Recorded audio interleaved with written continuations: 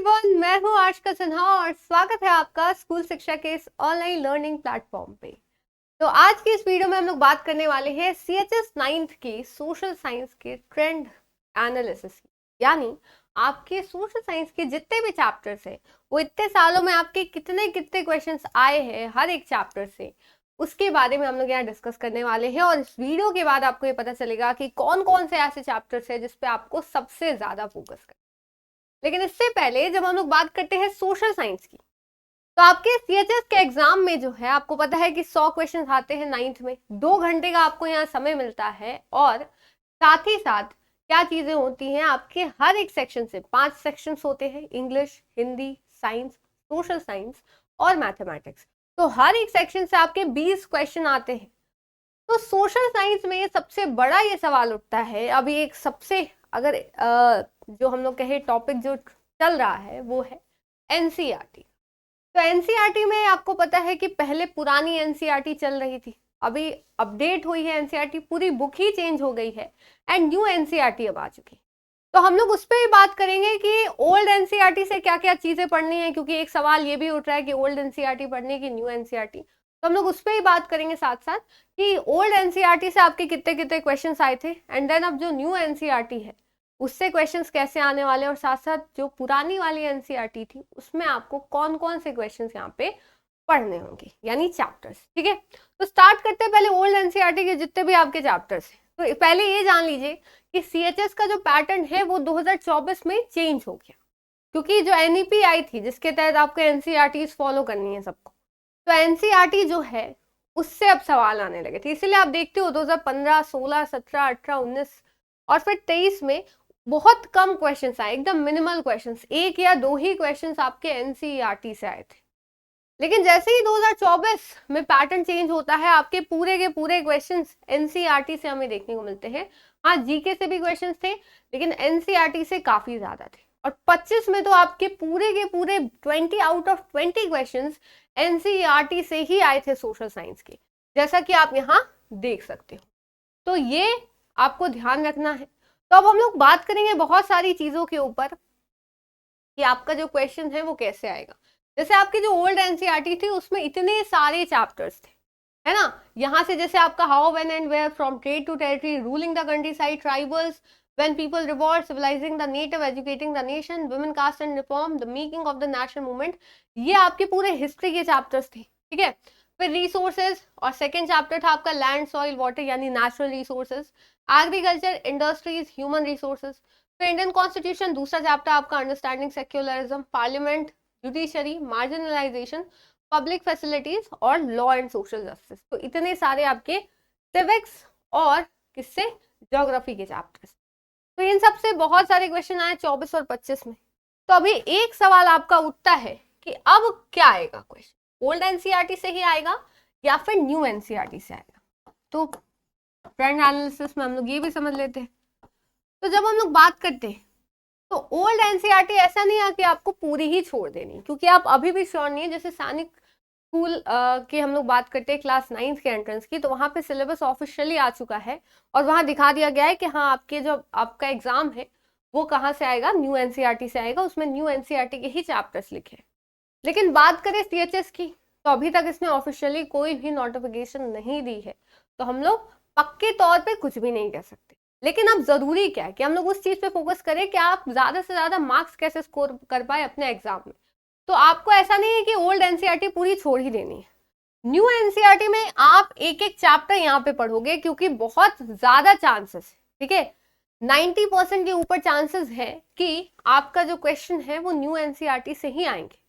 लेकिन अब आपको ये भी समझना है कि बाकी 10% भी नहीं छोड़ना है। तो बहुत सारे चैप्टर्स है जो आपके ओल्ड एनसीईआरटी में भी आए हैं, न्यू एनसीईआरटी में भी आए, तो वो ओवरलैपिंग है, यानी दोनों में, तो वो ओवरलैप करते हैं। तो वो चैप्टर्स आप पढ़ोगे तो आपका ओल्ड से भी कवर हो जाएगा, न्यू से भी कवर हो जाएगा, तो वो ज्यादा इजी हो जाएगा, है ना। तो अब इसको ध्यान दीजिए कि न्यू एनसीईआरटी में आपको सारे चैप्टर्स पढ़ने हैं, क्योंकि बस 7 ही चैप्टर है ना। तो जैसे आपका ज्योग्राफी में एक ही चैप्टर है, natural resources and their use, और आप देखते हो नेचुरल रिसोर्सेज जो है आपका ओल्ड एनसीईआरटी में भी था, तो आप यहाँ से आपका कवर हो गया, तो ओल्ड एनसीईआरटी में ये नहीं भी देखोगे तो चलेगा। फिर बात करें आपका हिस्ट्री की। तो हिस्ट्री में आपके 3 चैप्टर है, reshaping India political map, rise of Marathas, colonial era. तो कॉलोनियल एरा वाला जो आपका चैप्टर है ना, ये आपका जो चैप्टर है ये पूरा आपका एक तरह से हिस्ट्री कवर करता है। जो क्लास 8 की आपकी पहले हिस्ट्री होती थी, मॉडर्न हिस्ट्री, उसको कवर करता है। रिवॉल्ट से लेकर जो इंग्लिश एम्पायर, जो पूरा यहाँ ब्रिटिश एम्पायर यहाँ जो है एस्टेब्लिश हुआ था, उसके बारे में, फिर हमें आज़ादी कैसे मिलती है, हर एक चीज़ के बारे में बात करता है। तो ये आपका पूरा वहीं से कवर हो जाएगा, ठीक है। फिर मराठास के बारे में आपका चैप्टर ऐड किया गया है, इंडिया पॉलिटिकल मैप है। तो आपका न्यू एनसीईआरटी से 90% चांस है कि आपका क्वेश्चन वहीं से आएंगे, ठीक है। तो पूरा ही आपको पढ़ना है। फिर सिविक्स में आपका जो इंडिया इलेक्टोरल सिस्टम है कि कैसे इलेक्शंस होते हैं, कैसे वोट दिए जाते हैं, फिर जो है वो कैंडिडेट्स इलेक्ट होते हैं और आगे का जो भी प्रोसीजर्स है वो। फिर साथ साथ लेजिस्लेटिव और एग्जीक्यूटिव के बारे में आपको पढ़ना है। एक नया आपका सेक्शन ऐड किया है, दैट इज ऑफ इकोनॉमिक्स, जो पहले 9 से स्टार्ट होता था, लेकिन अब आपको छोटा सा इंट्रोडक्शन, फैक्टर्स ऑफ प्रोडक्शन यहाँ दे दिया गया है न्यू एनसीईआरटी में। तो आप इसको पूरा ही आपको पढ़ना है, ठीक है, क्योंकि साथ ही चैप्टर है तो आप इसको पूरा कवर करेंगे। अब बात करते हैं कि ओल्ड एनसीईआरटी से हम लोग कौन से ऐसे चैप्टर्स पढ़े कि बाई चांस अगर इससे क्वेश्चन आ भी जाता है तो हम लोग उसको अच्छे से पढ़ पाए, ठीक है, मतलब उन क्वेश्चंस को कर पाए, ताकि और कौन कौन से चैप्टर्स हमें पढ़ने हैं उसके लिए। तो सबसे पहले तो ये जो फ्रॉम ट्रेड टू टेरिटरी वाला चैप्टर है, ये आपके लिए बहुत इंपॉर्टेंट है, ठीक है। व्हेन पीपल रिवॉल्ट वाला जो आपका चैप्टर है वो आपका न्यू एनसीईआरटी से ही कवर हो जाएगा, इसीलिए मैं नहीं लगा रही, नहीं तो समझ जाना कि ये भी इंपॉर्टेंट है। और साथ साथ ये मेकिंग ऑफ नेशनल मूवमेंट, ये अगर आप पढ़ लेते हो 3 चैप्टर हिस्ट्री से, तो आपका हिस्ट्री बहुत हद तक, अगर ओल्ड एनसीईआरटी से भी क्वेश्चन आता है तो यही 3 चैप्टर है जिससे आपका क्वेश्चन आने की पूरी संभावना होगी। अगर बात करें ज्योग्राफी की, तो एग्रीकल्चर और इंडस्ट्री वाला चैप्टर जरूर पढ़ लेना ओल्ड एनसीईआरटी से, क्योंकि इनसे ही हमेशा क्वेश्चंस आते हैं अगर आते हैं तो, ठीक है। और अगर बात करें सिविक्स की, ठीक है, तो पार्लियामेंट वाला तो आपका आ ही गया है, उसमें लेजिस्लेचर है, तो जरूर से इंडियन कॉन्स्टिट्यूशन वाला, सेक्युलरिज्म वाला और जुडिशरी वाला चैप्टर जो है, क्योंकि जुडिशरी नहीं है, लेजिस्लेचर और एग्जीक्यूटिव है आपकी न्यू एनसीईआरटी में, लेकिन ओल्ड में आपका जुडिशरी भी था। तो इन 3 चैप्टर को, तो हर एक से 2 आप ज्योग्राफी से, 3 आप सिविक्स से और 3 हिस्ट्री से, अगर ये सिर्फ यही चैप्टर ओल्ड एनसीईआरटी से पढ़ लोगे तो क्वेश्चन अगर आते भी है बाई चांस, न्यू और ओल्ड अगर मान लो दोनों से आ जाते हैं, तो भी आपका कोई भी नुकसान नहीं होगा, क्योंकि ज्यादा चांसेस बनते हैं कि यहीं से आपके क्वेश्चंस आएंगे, ठीक है। तो आप समझते हैं कि आप ओल्ड एनसीईआरटी है, न्यू एनसीईआरटी है, इतना कंफ्यूजन है, कैसे इसको कवर करें, कैसे जो है इसको पढ़ सकते हैं। तो आपके लिए एक मात्र सोल्यूशन जो है वो हमारा यहाँ पे क्या है, अभिमन्यु बैच, ठीक है। हम लोग जो है यहाँ पे इसमें आपको पूरी की पूरी एनसीईआरटी, न्यू एनसीईआरटी जो है वो आपको यहाँ पढ़ाने वाले हैं। ओल्ड एनसीईआरटी के लिए भी आपको लेक्चर्स प्रोवाइड किए जाएंगे। तो अगर आपको जो इंपॉर्टेंट चैप्टर्स है बस वही पढ़ने हैं तो आप उनको भी कवर कर सकते हो, ठीक है। उसके आपको सिर्फ क्वेश्चंस चाहिए तो वो भी आपको प्रोवाइड किए गए हैं, तो आप वहां से पढ़ सकते हो, ठीक है। और साथ साथ आप CHS JNV सैनिक स्कूल किसकी भी तैयारी कर रहे हो तो आप हमारा अभिमन्यु बैच 2.0 ज्वाइन कर सकते हो। अब जैसे कुछ क्वेश्चन देख लेते हैं, कैसे आपके क्वेश्चंस आए थे CHS में एनसीईआरटी से। जैसे पूछा गया who was James mill, James मिल कौन था। तो आपका जो पहला चैप्टर है हाउ, व्हेन एंड वेयर, उसमें बताया गया है जेम्स मिल के बारे में, ठीक है। तो ये एक स्कॉटिश इकोनॉमिस्ट और पॉलिटिकल फिलोसफर होते हैं जेम्स मिल। तो उनके बारे में यहाँ पे बताया गया है कि उन्होंने कैसे, ठीक है, 1817 में एक किताब लिखी है हिस्ट्री ऑफ ब्रिटिश इंडिया, जहाँ पे उन्होंने हिस्ट्री को डिवाइड किया हिंदू, मुस्लिम और ब्रिटिश पीरियड में, जिसपे कंट्रोवर्सी भी हुई कि क्या सिर्फ हिंदू थे उस टाइम पे या सिर्फ मुस्लिम थे, जो आपने सिर्फ किसी एक पीरियड को हिंदू और मुस्लिम कर दिया, है ना।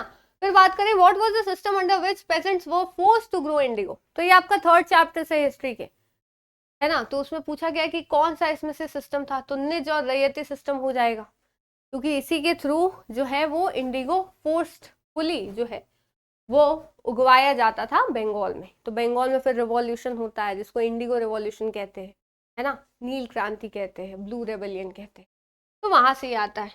तो ये चीजें ध्यान रखनी है।